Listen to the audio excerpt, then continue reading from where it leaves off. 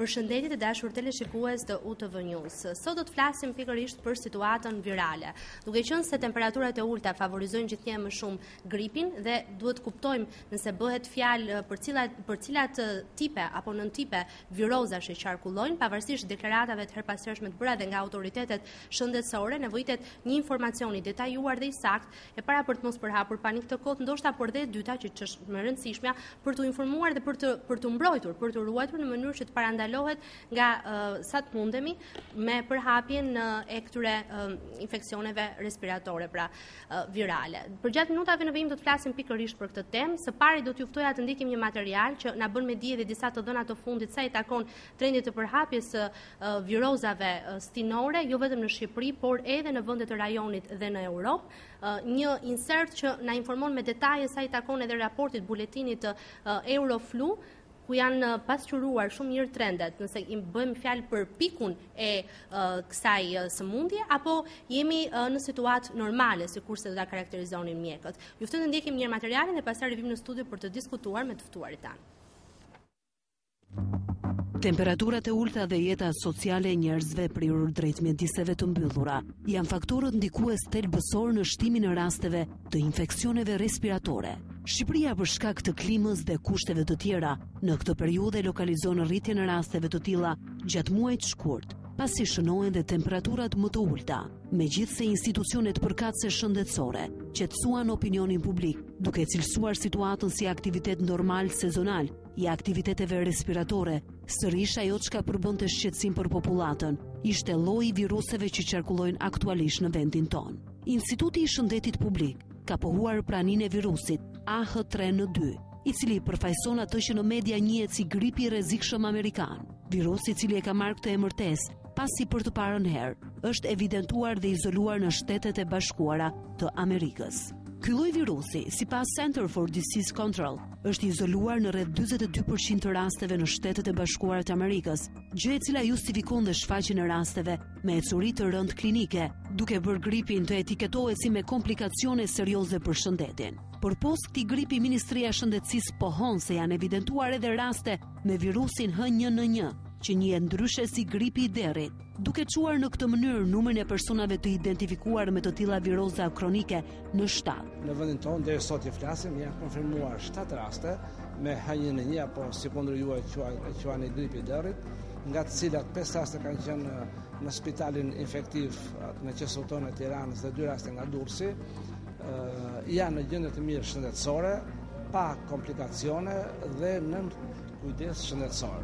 Ndërkohë që kemi diku ka 5 raste me H3N2, apo atë që ju dikur e quajtet gripi amerikan, edhe ky është një virus i gripit stinor, dhe rreth 13 apo 14 raste të konfirmuara me virusin B. Por si paraqitet situata në vendet që na rrethojnë dhe arrit mjedisi për rreth mundësinë e kalimit në epidemi. Sipas buletinit Euroflu, ku përshkruhet aktiviteti i gripit në 53 shtete anëtare të OBSH-s, ndër të cilat edhe Shqipëria. Numri i përgjithshëm i ekzemplarëve të testuar që kanë rezultuar pozitiv me simptomat e gripit në rajon vazhdon të rritet ngadalë. Nisur nga prevalenca dhe karakteristikat e viruseve që qarkullojnë, në buletinin e Euroflu evidentohet një total prej 6542 ekzemplarësh të testuar që rezultuan pozitiv me grip, ku 4627 prej tyre janë të virozës së tipit të thjesht A. Kjo shpërndarje është e ngjashme me atë të para 2 javëve, atëherë kur është shënuar dhe kurba rritëse e pranisë të prekurve me viroza respiratore. Në javën e parë të muajit shkurt, virusi i llojit A, H1N1, apo jashtu quajtur i gripi i derrit, ishte dominant. Sa i takon mënyrës së shpërndarjes së viruseve respiratore, sipas vëzhgimeve të OBSH-s, është përcaktuar dhe një hartë e shpërndarjes së viruseve dhe llojeve të tyre, ku përpos gripit të thjeshtë të tipit A, vëret edhe një prani e gjerë, teje dominante tek H1N1, veçanërisht në pjesën veriore të Europës, por edhe në atë lindore dhe juglindore, duke përfshirë këtu edhe Turqinë. OBSH raporton në buletinin e saj se nga 20 vendet që kanë krijuar pragjet epidemike, vetëm Kazakistani dhe Ukraina kanë raportuar se normat konsultative kanë qenë në nivelet e zakonshme kombëtare. Ndërkohë numri i të shtruarve në spital si dhe përqindja e pacientëve që kanë rezultuar pozitiv në testet për gripin vijon të rritet që prej javës së parë të vitit 2013. Në përgjithësi, shumica e vendeve kanë raportuar për raste kryesisht në grup moshat 0 deri në 4 vjeç, monitorimi i të cilëve është bërë në klinikat e kujdesit parësor. Ndërkohë që në Shqipëri, dyndje më e madhe vërehet në spitale, kryesisht në repartin e pediatrisë dhe të infektivit në QSUT. Ndërkohë që autoritetet shëndetësore apelojnë për një kujdes më të lartë të higjienës vetjake dhe kolektive, si dhe për të vaksinuar kundër gripit, veçanërisht grupet me risk të popullatës, si fëmijët dhe të moshuarit.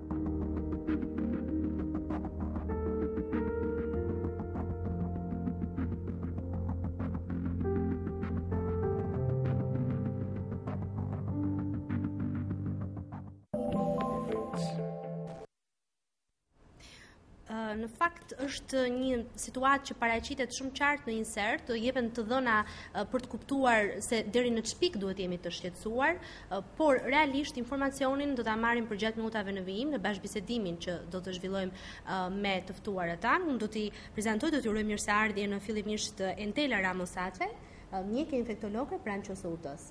Përshëndetje, mirëseardhje. Mirëseardhje. Njëherë shuroj mirëseardhjen dhe Eugenia Tominit, specialiste sëmundjeve infektive pranë Institutit të Shëndetit Publik. Përshëndetje, mirëseardhje. Mirëseardhje.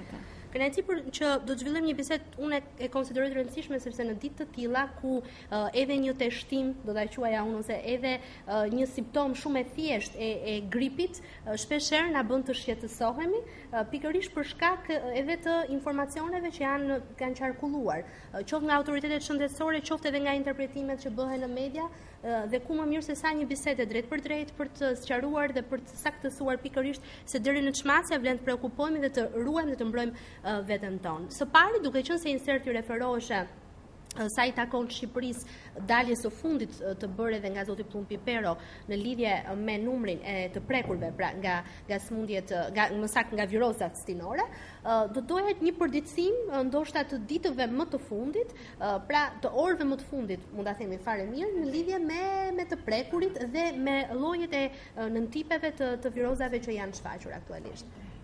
Unë bashkohem me mendimin tuaj, është e drejtë kjo që ju thoni dhe që sensibilizimi ka ndodhur jo vetëm nga Instituti i Shëndetit Publik, po dhe nga instanca më të larta, siç është Ministria e Shëndetësisë. Realisht, ne survejancën e gripit e fillojmë që në javën e parë të muajit tetor. Është një survejancë që është e përvitshme, është një survejancë që bazohet në të dhënat në bashkëpunim me klinikën e sëmundjeve infektive, qoftë në Tiranë, po ashtu dhe në rrethe, duke u bazuar në të dhënat e rasteve të suspektuara, si raste të infeksioneve të sipërme respiratore, ashtu të infeksioneve të poshtme respiratore. Pa diskutim që brenda këtyre infeksioneve i kemi të përfshirë dhe gripin, që është një ndër sëmundjet stinore, dhe realisht, meqense është dhe sëmundje infektive dhe që merret kryesisht me ajrin, shpërndarja ndodh shumë shpejt. Dhe detyrimisht që edhe sensibilizimi i popullatës duhet të jetë akoma më i madh. Për shkak edhe të shfaqjes së epidemisë në Shtetet e Bashkuara të Amerikës, ashtu dhe sensibilizimi që i është bërë popullatës qoftë nga ana mediatike, po ashtu dhe nga instancat shëndetësore, survejanca këtë vit, duke filluar që në javët e para të muajit tetor, është forcuar akoma më shumë dhe numri i mostrave deri në këtë moment që flasim, është një informacion i freskët i orëve të fundit të datës 13 shkurt, ka shkuar deri në 211 mostra të ekzaminuara nga laboratori virologjisë pranë ISHP-s, Institutit të Shëndetit Publik. Mostrat të cilat janë testuar për disa tipe të virusit, të gripit, dhe kanë rezultuar rreth 21 mostra që kanë qenë të tipit nën tipit B dhe 15 mostra të tipit A. Pra, po të shikojmë rreth 36 të raste kanë rezultuar pozitive me grip. Duke parë dhe afinitetin e sezonit, se sezoni i dimrit sjell dhe virozat me vete, ndërkohë dhe bashkë eksistencën e të dy tipeve të virusit, të gripit, të tipit A dhe të tipit B. Pra, duket që nga tendenca edhe e konfirmimit laboratorik, ashtu dhe nga shfaqja klinike e simptomave të gripit, duket një bashkë eksistencë të dy tipeve të virusit, edhe të tipit A dhe të tipit B. Pa u trembur dhe për faktin që AH3N2 që është prezent në Shtetet e Bashkuara të Amerikës, gripi amerikan, që ka shfaqur një epidemi në mbar Shtetet e Bashkuara, atëre duhet theksuar që ky grip është mos e prezent prej disa vitesh në vendin tonë, do të thonë është një grip stinor. Kështu që pa diskutim, vërtet sistemi i alertit apo i vigjilencës në lidhje me sëmundjet infektive duhet të jetë i fuqizuar, por nuk ka nevojë për panik në një situatë të tillë që jemi.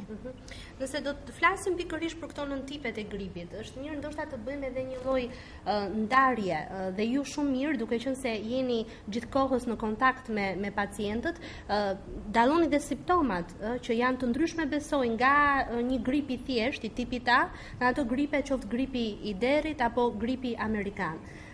Ndoshta do të ishte me interes për të kuptuar në mënyrë që të dallojmë kur duhet të shqetësohemi realisht për të shkuar tek mjeku. Faktikisht, unë do ta zgjeroja pak më tepër, edhe në lidhje me tipologjinë e viruseve që mund të jenë në qarkullim, edhe lidhur kjo ngushtë me shenjat klinike që manifeston pacienti që paraqitet në shërbimin tonë. Faktikisht, kur një pacient vjen me shenja të ngjashme me gripin, ne po I cilësojmë të ngjashme me gripin, sepse ende në këtë momente nuk e kemi rastin të konfirmuar nëse nga ana laboratorike nëse është grip apo një virus I ngjashëm me gripin, mjeku klinicist pak a shumë niset nga disa shenja, nga disa simptoma që I smuri paraqet që në ardhjen e tij. Këto simptoma mund të klasifikohen në simptoma të përgjithshme dhe në simptoma lokale.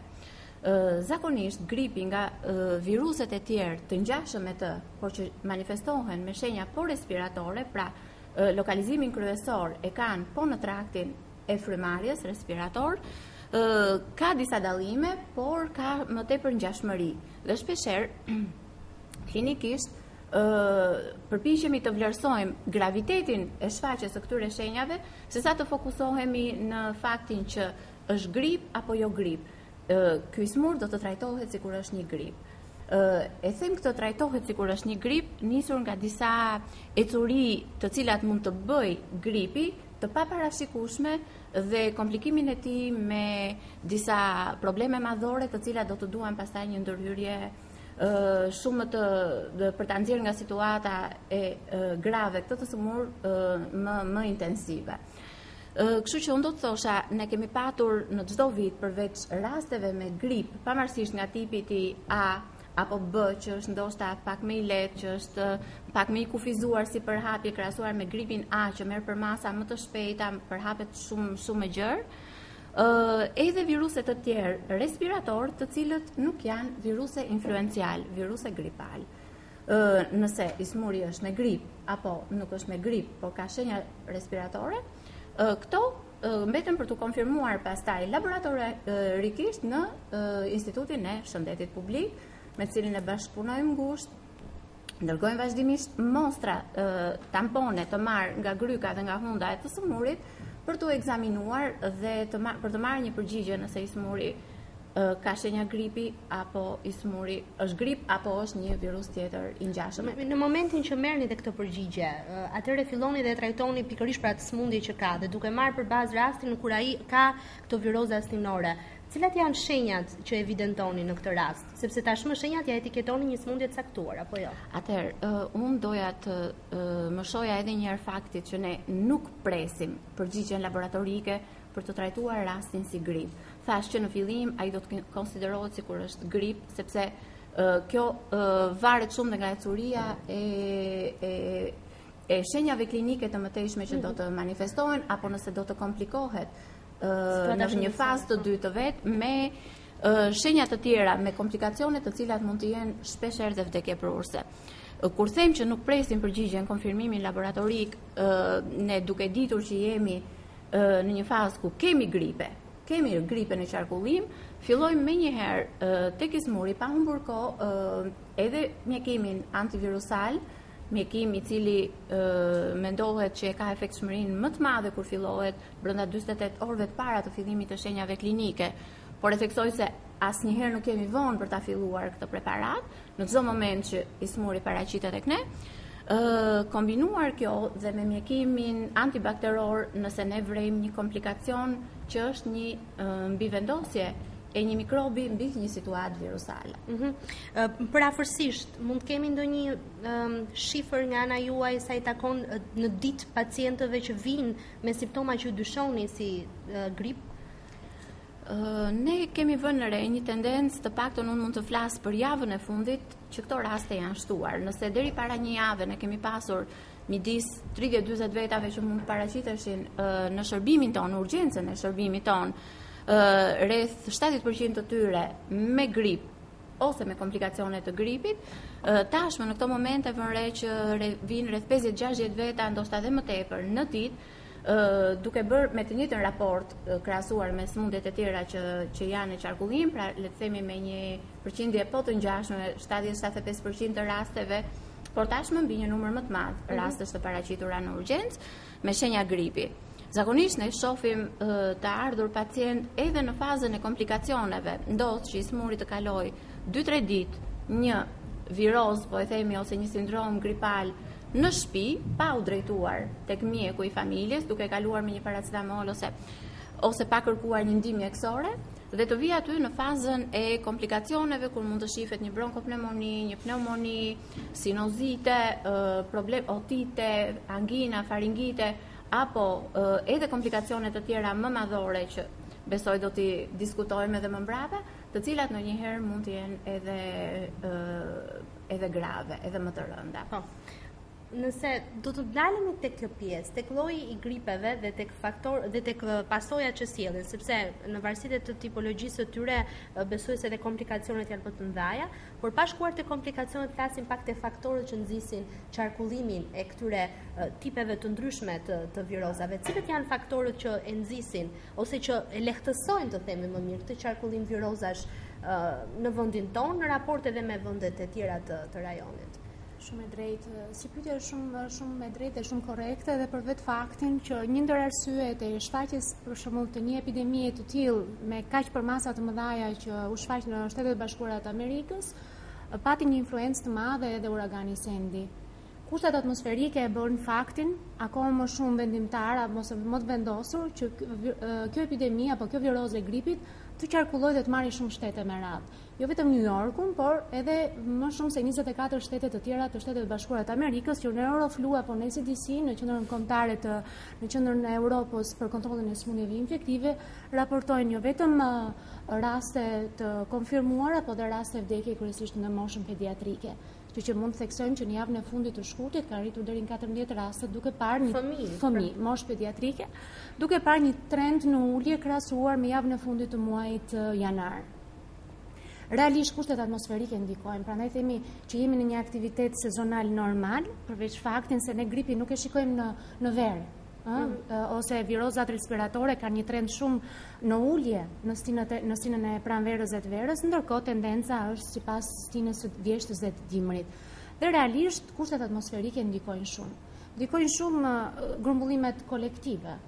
Ndikon prandaj dhe grup mosha me prekur ajo 9-5 vjeç, kryesisht fëmijët e çerdhes dhe të kopshtit, ku grumbullimet kolektive janë shumë më të mëdha. Në një kopësh mund të ekzistojnë 15 fëmijë, mund të kemi 20 kopshe me 20-25 fëmijë, dhe kjo grup moshë është goxha e prekur, ndërkohë që dhe rastet e raportuara nga spitali pediatrik kanë atë ndikimin e vet në trendin e rritje, kryesisht në moshën pediatrike.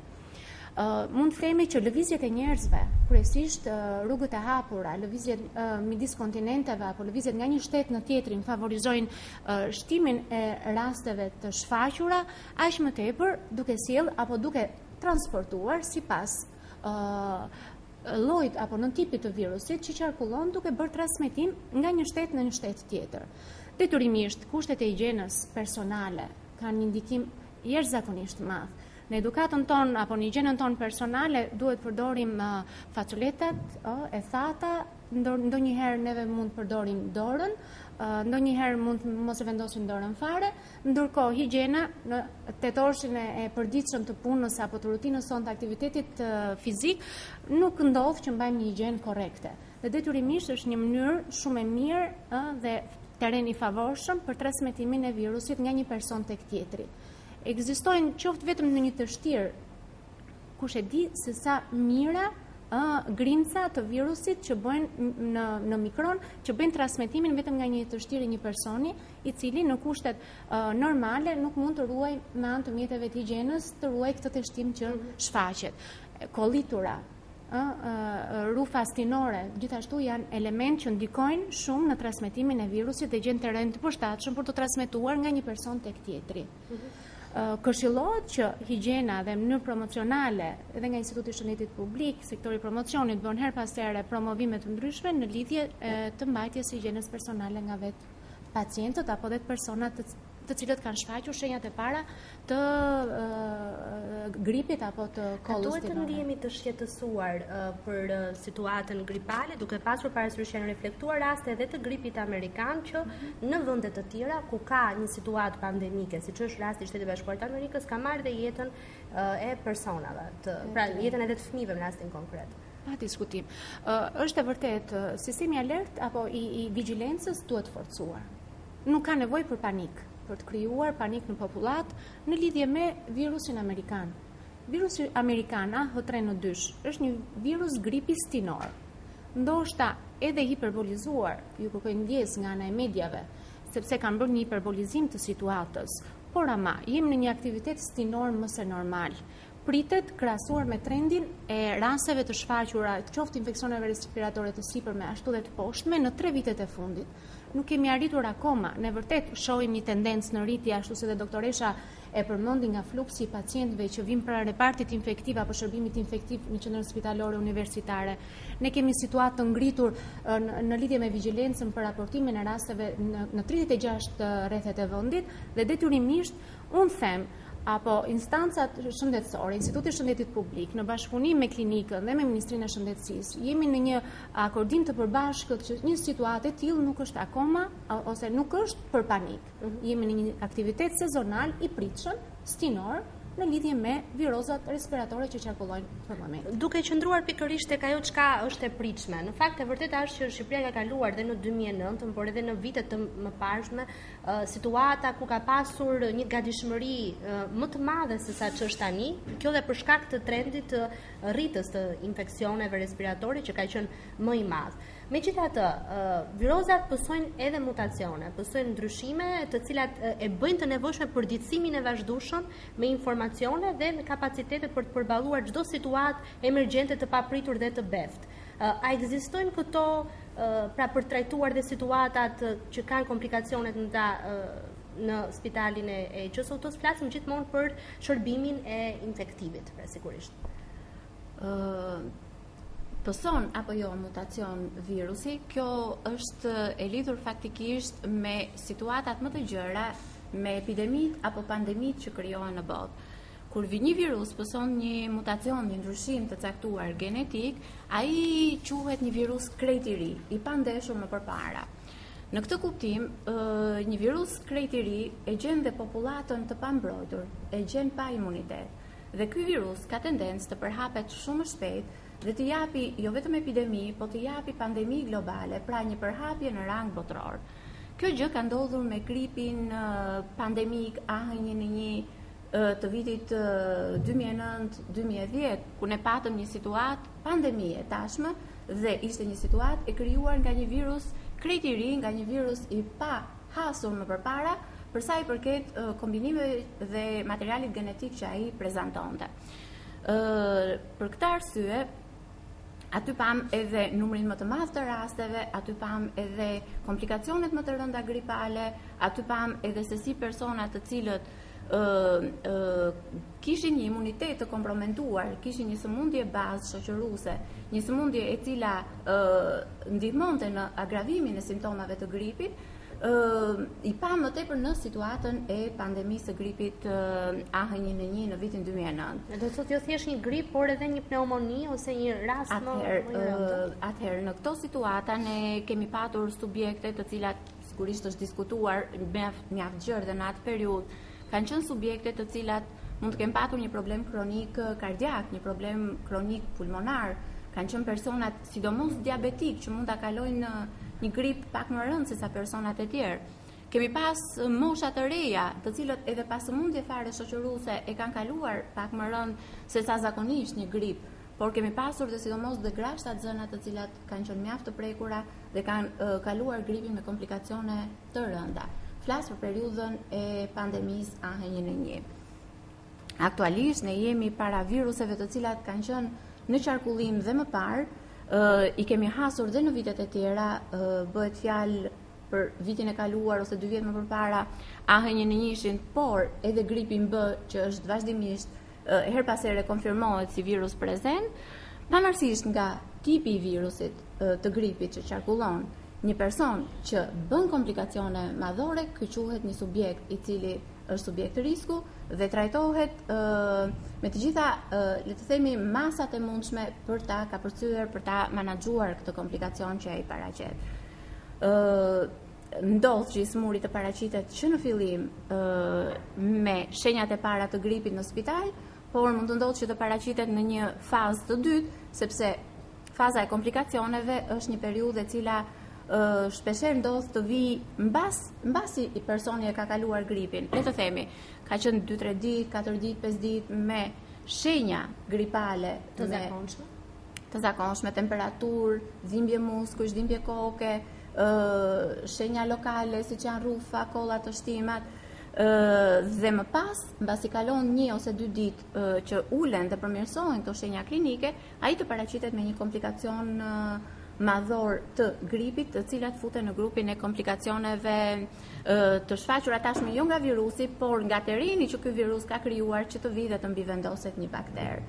Dhe nëse subjekti është një subjekt që ka një imunitet pak më të ulur se sa persona normal, dhe janë gjithë këto subjekte që unë i përmenda më sipër, gjasat që këto komplikacione të kalohen më rënd janë më të mëdha. Për këtë arsye, ne shpesher e lidhim smundjen, shfaqjen e shenjave të gripit dhe me personin i cili manifeston këtë grip. Unë këtu mjafton të përmend persona, raste të cilat ne konsultojmë në klinika të ndryshme paralele me shërbimin ton në qendrën spitalore universitare, siç janë kardiologjia, siç janë të smurët të cilët mund të kenë bërë transplant renal apo probleme të tjera kronike, tek endokrinologjia, kur janë me diabet dhe manifestojnë shenja gripi, të fokusohemi shumë më tepër tek këto persona dhe t'i ndjekim pak më nga afër për arsye dhe të terrenit mbi të cilat vendoset ky grip. Për të kuptuar, në raste të tilla është mirë të shkohet direkt tek doktori, apo është mirë që të ketë një periudhë inkubacioni për të kuptuar nëse bëhet fjalë për një grip të thjeshtë apo jo, dhe këtë mund ta kalim dhe në shtëpi. Ndoshta kjo do të jetë edhe një pyetje që do ndihmonte shumë njerëzit të cilët janë në fazat e para të gripit, kuptojnë se çfarë do të bëjnë. Unë do të thoja që nuk ka nevojë të mbivlerësohet, por absolutisht të nënvlerësohet një situatë gripi. Në kuptimin që ekzistojnë të gjitha hallkat, nivelet e shërbimit shëndetësor në vendin tonë, që nga mjeku i familjes, që nga mjeku specialist i poliklinikave, infektolog, dhe nga mjeku i spitalit terciar, i cili ofron shërbim edhe 24 orë për këto të smur, të cilët do të paraqiten dhe do të manifestojnë shenja të tilla. Sigurisht që bëhet të ndërpres vetëm pak për të kuptuar rastet që kanë ardhur tek ju, kanë qenë nga mjeku i familjes ose nga shërbimi parësor, apo kanë qenë raste që kanë ardhur direkt në spital, pa kaluar përmes mjekut? Në pjesën më të madhe të rasteve në urgjencë vinë raste direkte pa i kaluar këto hallkat e tjera, në kuptimin kur është një temperaturë 39-40, vinë dhe paraqitet direkt në urgjencën e shërbimit. Por sigurisht që ka patur raste kur këto cëmur janë drejtuar te mjeku i familjes, kanë marrë një shërbim shëndetësor aty ditët e para, kanë marrë një mjekim antigrip ose qoftë edhe ndonjë mjekim më të përforcuar, dhe sigurisht edhe për shkak të propagandës, por ndonjëherë edhe për shkak të ecurisë që shenjat e gripit kanë, zgjasin pak më tepër se sa një virus respirator tjetër jo gripal, si kozgjatje, por edhe kur komplikohet, sigurisht shenjat vazhdojnë edhe në ditët në vijim, paraqiten në urgjencën e shërbimit tonë dhe në varësi të gravitetit mesatar ose i rënd, kur paraqitet i tillë, ne i hospitalizojmë këto të smur për të ndjekur ecurinë. Marrin trajtimin e tyre, sigurisht. Ne do të vijmë të flasim veçanërisht edhe për pjesën e institutit dhe të vëzhgimeve që ju bëni her pas here. Pak a shumë e prekur pak edhe Entela në mënyrën se si bashkëpunon spitalit me ISHP-n për të marrë dhe për të kuptuar realisht se në çfazë jemi. Do të kemi vetëm një ndërprerje shumë të shkurtër publicitare, do të vim vetëm pas pak në studio për të vijuar bisedën me të ftuarit tanë. Ja kur rikthyem në studio, flasim pikërisht për situatën gripale në vendin tonë. Jemi munduar të përcjellim të gjitha informacionet e mundshme, por kemi ende për të folur nëse do të ndalesh në fakt te Instituti i Shëndetit Publik, duke folur pikërisht për punën hulumtuese dhe zbuluese, po ta quajmë kështu, sepse gjithkohë jeni në vëzhgim të rast pas rasti për të kuptuar dhe trendi i rritës. Si funksionon? Funksionon thjesht një komunikim midis spitaleve që presin ose qendrave të shërbimit parësor që presin pacientët, apo ka edhe punë në terren për specialistët e ISHB-s? Realisht funksionojnë të dyja hallkat që ju sapo përmendët. Si bashkëpunimi me klinikat e sëmundjeve infektive, ashtu edhe me poliklinikat që janë së bashku duke i konsideruar, por ashtu edhe mund të themi survejancën e terrenit, hetimin epidemiologjik të terrenit, ndërkohë që bëhet një survejancë aktive në grup moshat në risk. Kemi cilësuar edhe nga daljet e tjera për intervista në lidhje me grup moshat e riskut, kryesisht grup mosha nën 5 vjeç dhe mosha e tretë, në të cilat janë evidentuar në rrethet të ndryshme të vendit, jo vetëm për virusin e gripit, por edhe për viruset të tjera sinciciale apo viruset të tjera respiratore, dhe në bashkëpunim me laboratorin e virologjisë dhe në drejtoritë e shëndetit publik të rretheve, bëhet evidentimi dhe këtyre grupeve në risk. Realisht, survejanca, ashtu siç e thash edhe në fillim të emisionit, ka filluar që në muajin tetor të 2012-s, në javën e parë dhe ditën e parë të tetorit.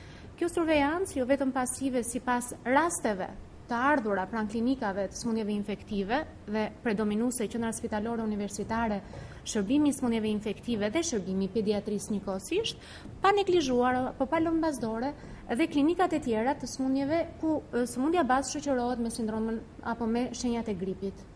Realisht, drejtoritë e shëndetit publik, si çdo vit, e zgjojnë këtë lloj survejancë në fillimin e sezonit dimëror. Në periudhën e pikut, po ta quajmë. Eksakt. Ndërkohë që ndoshta edhe duhet theksuar edhe para pikut, sepse piku neve e themi gjithmonë që janë javët e fundit të janarit dhe 2 javët e para të shkurtit. Në këtë lloj piku ne mund të themi që numri i mostrave ka arritur jashtëzakonisht i madh nga ato testuarit, jo vetëm ata, por dhe ata që nuk kanë shfaqur shenja klinike për të parë apo tendencën në rritje të trendit të cilit virusit respirator po qarkullon këtë vit në vendin tonë. Ndërkohë që mostrat klinike që vijnë qoftë nga persona të smur apo jo të smur, por kryesisht ekzaminohen të gjithë ata që vijnë pranë klinikave apo pranë shërbimeve të sëmundjeve infektive, qoftë edhe në poliklinika. Mostra vjen tampon nazofaringeal apo tampon i hundës edhe i fytit. Ky tampon vjen brenda 24 orëve nga çdo rreth i Shqipërisë në bashkëpunim me i klinikës me drejtorinë e shëndetit publik të rrethit përkatës dhe vjen pranë qendrës tonë të referencës për vlerësimin nga ana laboratorike të diagnozës së gripit. Mostra testohen nga laboratori i virologjisë dhe kanë një feedback të gjithë rrethet në lidhje me rezultatet e dala në lidhje me diagnozën e gripit. Duhet theksojmë nga një informacion i fundit që nga sanatoriumi, nga Spitali Sanatoriumit të Tiranës apo qendra spitalore universitare dhe spitali infektiv dhe shërbimi infektivit mbajnë peshën më të madhe të rasteve të shfaqura me raste si suspekt grip apo qoftë edhe rasteve grip të dyshuara direkt nga klinika infektive. Ndërkohë, një pjesë të vogël kanë rrethet mostra klinike, po themi, mostra për grip kanë rrethet e Durrësit, të Florës, të Beratit, rrethet ku dhe fluksi apo popullata është në një numër më të madh në qytete më të mëdha, ku dhe qarkullimi i njerëzve dhe fluksi i popullatës është më i madh. Po, nëse do të ndalemi tek pjesa e parandalimit, është e rëndësishme të theksohet që edhe nga thirrjet e herpashershme dalit që kanë pasur përfaqësues të autoriteteve shëndetësore është theksuar shumë pjesa e vaksinimit. Po duhet kuptojmë nëse vaksinat janë diçka që mund të konsumohen edhe gjatë kësaj periudhe apo duhet ishin konsumuar më përpara për të na ruajtur. Dhe nëse nëse në raste të tilla përdoret vaksina, cilat deri në çfarë janë të mbrojtur personat që janë të vaksinuar, pra deri në tip ose në nivel të gripit, ato mund të shpëtojnë pra nga kjo virus. Është një element tjetër shumë i rëndësishëm në lidhje me parandalimin apo prevenimin e situatës gripale. Vaksina, si çdo vit, rekomandohet nga Organizata Botërore e Shëndetësisë apo edhe nga Qendra Europiane e Kontrollit të Sëmundjeve Infektive dhe në bazë të këtyre të dhënave rekomandohet bërja në javën e parë të fillimit të vjeshtës. Do të thonë rekomandohet në javët e fundit të tetorit ose në 2 javët e fundit të tetorit ose java e parë e nëntorit.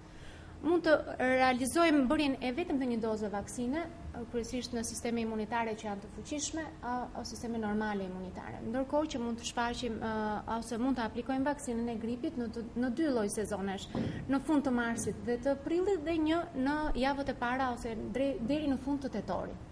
Pra, i para prim sezoneve, kryesisht sezoni i prillit ku shfaqen dhe infeksionet të sipërme respiratore, po që kanë natyrë edhe alergjene, ndërkohë që edhe në sezonin e vjeshtës ku tendenca shikohet rastet e para të shfaqjes së infeksioneve të sipërme respiratore. Është shumë e rëndësishme e bërja e vaksinës. Ministria e Shëndetësisë ka sjellë për të gjithë punonjësit shëndetësor dhe ka promovuar bërjen e vaksinës dhe një pjesë e mirë, një përqindje e mirë e punonjësve shëndetësor e kanë aplikuar vaksinën e gripit, ndërkohë më shumë repartet apo përqindjet e reparteve të cilët kanë kontakte më shumë me pacientët që mund të bëjnë transmetimin e virusit të gripit. Ndërkohë, vaksina është e realizuar në 6 mujorin e 2 të muajit pasardhës me të gjithë antigenët apo me të gjithë viruset që kanë qarkulluar një sezon më përpara. Dhe realisht, vaksina që po qarkullon tani përmban dhe AH3N2 e gripit sezonal, tipin e gripit sezonal që ka qarkulluar vjet. Ndërkohë, para përgatitet komplet strukturat medikamentoze apo farmaceutike për të prodhuar një vaksinë të re, të përshtatur me të gjithë tipet e viruseve që kanë qarkulluar këtë vit, por që vaksina prodhohet për vitin 2013 me të gjithë nën tipet që kanë kaluar gjatë teritorit europian apo global për vaksinën për vitin 2013. Pra, ne nuk parashikojmë tipin e gripit që do qarkullojë në 2013, por ama vaksina përmban të gjithë nën tipet apo tipet e viruseve që kanë qarkulluar një sezon më përpara. Kështu që detyrimisht edhe sistemi imunitar duke marrë vaksinën forcohet akoma më shumë dhe para përgatitet për një sezon të ri pavarësisht që ai tip nuk është i përfshirë në vaksinë. Pra, është në një farë mënyrë një masë paraprake që ndihmon për të mos u përhapur në atë masë griprat që kanë qenë të një sezoni të kaluar, por që duke reduktuar kështu ndoshta edhe numrin e infektuarve. A shikoni rezultate në këtë pikë? Nuk e di nëse keni të dhëna nga numri personave që janë vaksinuar apo jo, të paktën nga rastet që vinë. Realisht, rreth 85% e vaksinës së aplikuar, 80% e personave që kanë aplikuar vaksinë krijojnë një mbrojtje imunitare kundër virusit të gripit që qarkullon për vitin tjetër. Kështu që detyrimisht derisa kjo mbrojtje ekziston në të tilla nivele, pa diskutim dhe shfaqja e shenjave klinike në lidhje me gripin apo të virozave respiratorë janë në nivel më të ulët se ç'mund të kapi një person të pavaksinuar fare apo të pa imunizuar nga vaksina që mund të ketë kaluar për vitin që shkoi. Pra 85% do thonë që e kanë aplikuar në këtë rast apo? Jo, e kisha fjalën 85% mbrojtje imunitare. Po, në sa i takon personave që e kanë aplikuar, keni të dhëna në këtë pikë, në numrin e popullatës së vaksinuar? Duhet të konsiderojmë faktin që nga testimet që ne kryejm apo nga ai lloj survejimi që ne bëjmë pyetësor apo skeda individuale në lidhje me pacientët që kanë shfaqur grip, pothuajse një përqindje e madhe nuk e kanë aplikuar nga ana e popullatës. Nuk e kanë aplikuar vaksinën e gripit për persona të cilët i ka zënë gripi sezonal. Ndoshta kjo është një tregues shumë i mirë për eficiencën e vaksinës, por ndoshta edhe jo aq i mirë për pjesën e personave që nuk janë vaksinuar. Ndoshta duhet parë në këtë pikë edhe me pjesën e anës financiare ekonomike, por ky është një debat tjetër që nuk ka lidhje me për drejti me ISHP-n, por që gjithsesi duke mbetur në kuadrin e asaj çka mund të bëj pacienti, sepse përpos vaksinës një tendencë e madhe që është përmendur dhe herë të tjera edhe nga autoritetet shëndetësore është ajo e marrjes së antibiotikëve. Pra, bëhemi doktor të vetes dhe në një mënyrë ose në një tjetër, pa kuptuar mirë se çfarë simptomash janë, nuk kalojmë as në shërbimin ambulator, as në spital, por shkojmë drejt tek farmacisti për të marrë antibiotikun. Realisht është e dëmshme kjo gjë dhe sa ndikon veçanërisht në pjesën e mjekimit më pastajshëm që do të bëjë mjeku në momentin që konstaton një rast të agravuar dhe për më tepër të trajtuar me antibiotik. Faktikisht unë do ta ndaja në disa degëzime këtë pyetje, sepse ne shohim situata nga më të ndryshmet, nga më të larmishmet, kur pacienti vjen dhe paraqitet të flas për shërbimin terciar në qendrën spitalore universitare në shërbimin e sëmundjeve infektive, lidhur kryesisht me antibiotikët. Ka raste një grup i madh njerëzish fillojnë antibiotik në një moment ndoshta të panevojshëm për ta filluar atë, që në fillim, që ditën e parë, madje që orët e para që fillojnë të shfaqen shenjat gripale. Antibiotikët mund të jenë nga ato të klasave më të përgjithshme, më të zakonshme, më të përdorshëm në praktikën klinike, deri në antibiotikë të gjeneratave më të avancuara, të cilat shpeshherë fillohen që ditën e parë kur i smuri paraqet shenjat klinike. Një problem tjetër madhor do të ishte dhe përdorimi i antibiotikëve në mënyrë pa kriter, qoftë nga mjekët, qoftë edhe nga pacientët kur vendet drejtohen drejt për drejt në farmaci dhe kërkojnë një mendim nga farmacisti ose kërkojnë të marrin një antibiotik sepse i ka zënë gripi. Është një problem madhor për ne sepse në një situatë të tillë ne do të ishim shumë më të kënaqur, shumë më komod nëse pacienti do të vente dhe do të kërkonte Tamiflu, sesa të kërkonte një antibiotik që në ditën e parë kur fillojnë shenjat dhe problemet e infeksioneve respiratore. Zakonisht dhe protokollet e kanë që antibiotiku fillohet kur kemi një bindje qoftë klinike, qoftë laboratorike, që pacientit po i ndodh një komplikacion nga një bakter. Do me thënë, antibiotiku nuk lufton virusin, po lufton bakterin, pra ka një ndryshim shumë të madh në përdorimin e tij. Një problem tjetër për ne si klinicistë është dhe përzgjedhja e antibiotikut. Shpeshherë shohim mjek ndoshta qoftë edhe farmacistu nuk po i përgjithsoj, nuk po ndalem në këto kategori më tepër se sa tek fakti, që shpeshherë zgjedhin antibiotikun e gabuar në kuptimin jo atë antibiotik i cili arrin përqendrime të mira në vijat respiratore, në rrugët respiratore, që është trakti kryesisht më i prekur. Zakonisht antibiotik që veprojnë shumë pak në këto situata shpeshherë i shohim të rekomanduar. Kjo përveç se nuk arrin ta luftojë në mënyrë adekuate infeksionin dhe më lejon që të përparoj ky infeksion, krijon dhe një problem shumë të madh tjetër, një problem me rezistencën antimikrobiale që paraqet ky antibiotik. Në të ardhmen do të ngushtohen shumë opsione terapeutike të përdorimit të antibiotikëve të ky person nëse do të përdoren antibiotik pa kriter dhe nëse te ky person do të shfaqet një sëmundje ndoshta më e rëndë se sa kjo situatë që është krijuar. Dhe një problem tjetër që shohim po me antibiotikët është dhe kombinimi i tyre. Shpeshherë shohim që përshkruajnë antibiotik, jepen antibiotik të gjeneratave shumë të avancuara, por ndodh një herë të kombinohen dhe në mënyrë të panevojshme 2 ose më shumë antibiotik, të cilët shpeshherë duke mos ditur se çfarë efekti kanë kur kombinohen këto antibiotik, sepse realisht kombinimi i tyre mund të ketë efekt sinergjik, do me thënë të potencojnë efektin e njëri tjetrit, shpeshherë kanë efekt kombinimet neutral, do me thënë neutralizojnë efektin e njëri tjetrit, por shpeshherë ato dhe negativizojnë këtë efekt, do me thënë janë antibiotik kontradiktor që nuk mundet të kombinohen njëri me tjetrin dhe rezultati do të ishte sikur mos të ishte dhënë fare antibiotik.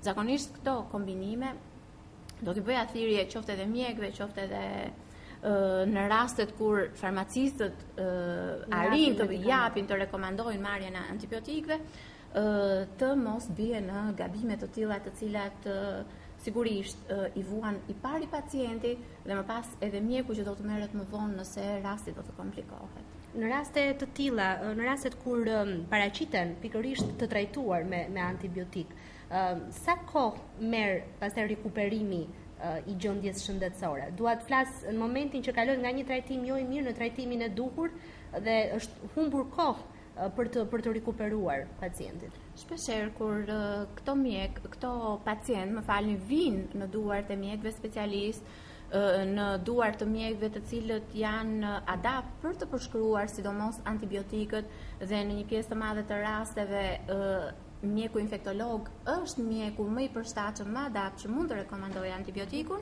Shpeshherë ne bëjmë edhe korrigjimet e duhura nëse e kapim situatën në kohë, qoftë llojit të antibiotikut, qoftë për të larguar disa probleme të cilat mundet të shoqërojnë dhënien e këtyre antibiotikëve. Nuk bëhet fjalë për efektin anësore të antibiotikëve, por bëhet fjalë fillimisht për efektshmërinë e tyre ndaj sëmundjes në fjalë që ne jemi duke folur. Do të thotë që periudha e konvaleshencës sa duhet të jetë në këtë rast? Jo, nuk bëhet fjalë për periudhë konvaleshence, bëhet fjalë për trajtimin adekuat, në momentin që merr trajtimin adekuat, për sa kohë është rikuperimi pastaj? Po, atëherë zakonisht antibiotiku i duhur e shfaq efektin e tij 48 deri në 72 orë e para të fillimit të tij. Ne klinikisht mendojmë që jemi në rrugën e duhur të antibiotikut të përdorur, kur shohim ndryshim të shenjave klinike për mirësim të tyre 48 deri në 72 orët e para. Dhe preferohet që brenda këtij 72 orëshi ky antibiotik të mos ndrohet në kuptimin për të pritur efektshmërinë e tij. Nëse ky efekt nuk jepet, nuk ka feedback pozitiv në këtë situatë, atëherë janë dy arsye. E para, ne jemi gabim me diagnozën, e dyta, antibiotiku nuk është i duhur në sëmundjen e dhënë, plus ekzaminimeve të tjera laboratorike, kulturave, mbjelljeve të cilat japin informacion edhe më eksakt për llojin e mikrobit dhe antibiotikun që vepron mbi të. Pastaj hyn në lojë sigurisht pjekuria mjekësore, përvoja klinike për të ndryshuar antibiotikun dhe për të dhënë ato të duhurin. Zakonisht fillohet, me antibiotik, ne i quajmë terapi empirike në kuptimin e parafërsisë maksimale klinike të diagnozës dhe të antibiotikut më të përshtatshëm që vepron mbi këtë sëmundje, dhe më pas, nëse kemi përgjigje nga ekzaminimet laboratorike me mbjelljen e mikrobit, me antibiotikët që veprojnë mbi të, ngushtohemi kryesisht në atë spektër antibiotikësh që veprojnë mirë mbi këtë lloj mikrobi. Insistova në fakt sepse gjykoj me të drejtë ndoshta edhe ata që kanë përdorur me mendjen e tyre ose me mendjen e dikujt tjetër që nuk është profesionist i fushës një antibiotik të caktuar, të kuptojnë që nëse kanë kaluar 48 orë apo 72 orë dhe nuk kanë parë efekt, atëherë do të thotë që do të shkojmë patjetër tek mjeku për të marrë përshkrimin e dur, sepse nuk është në rrugën e shërimit apo të rikuperimit të shëndetit. Mirë, në fakt në një kontroll që bëra paraprakisht dhe për të marrë informacione sa i takon seriozitetit të gripit, po ta quajmë kështu, rezultonte një numër i konsiderueshëm njerëzish në botë gjatë një viti që humbasin jetën e tyre për shkak të gripit. Dhe në fakt duket sikur është shumë e rëndontë, pra vetë gripi nuk konsiderohet në rangun e sëmundjeve që sot fliten, sëmundje të rënda për cilat ndoshta ende nuk është gjetur një kur. Megjithatë, është një sëmundje që merr jetë njerëzish. Pse ndodh kjo? Atëherë realisht doktoresha e cilësoi që nëse do ishin simptoma të thjeshta të një rufe stinore, duhet konsideruar që ndoshta nga ana individuale dhe mund kaloj, duke u përshtatur dhe sistemit imunitar të gjithë secilit. Por nëse situata agravohet, temperatura persiston, i mbishtohen shenja të tjera siç është shkolla, vështirësia në frymarrje, dhimbja e gjoksit, pamundësi për të kryer ato aktivitetet fizike, sepse normalisht fillon një dopsi, dhimbje muskulare, këputje. Domethënë, shenjat i mbishtohen situatës, nuk është më ajo rufa e thjeshtë që ne mund të kaloj gjithë secili në çdo stim dimërore. Dhe atëherë situata agravohet. Dhe gripi nuk është sëmundje virale, është sëmundje respiratore, kryesisht merret me nënrmjet ajrit, por nuk do të neglizhohet absolutisht si çdo sëmundje tjetër infektive e cila mund të marrë jetë. Ndërkohë, në rastin e pandemive apo të epidemive, mutacionet genetike që ndodhin dhe japin viruse me virulenca nga më të ndryshmet me afinitet për të kapur njerëz me trend në rritje çdo vit më shumë, tregojnë që gripi ka agresivitetin e vet. Ndërkohë që ka dhe vdekshmërinë apo mortalitetin si çdo sëmundje tjetër infektive. Duhet marrë në konsiderat çdo rast i gjykuar me grip, të trajtohet, të mjekohet në kohën e duhur, në mënyrën e duhur dhe pa diskutim, derisa ekzistojnë strukturat shëndetësore në Shqipëri, në çdo vend të Shqipërisë, atëherë pse jo ta neglizhojmë? Nuk duhet neglizhuar. Duhet marrë ndihmë e parë mjekësore, pa krijuar paniqe apo pa krijuar agresivitet në drejtim të sëmundjes, sepse sëmundja bëhet vetë agresive në minutën e vet, kështu që është e rëndësishme të jepet vlerësimi i duhur në momentin e duhur.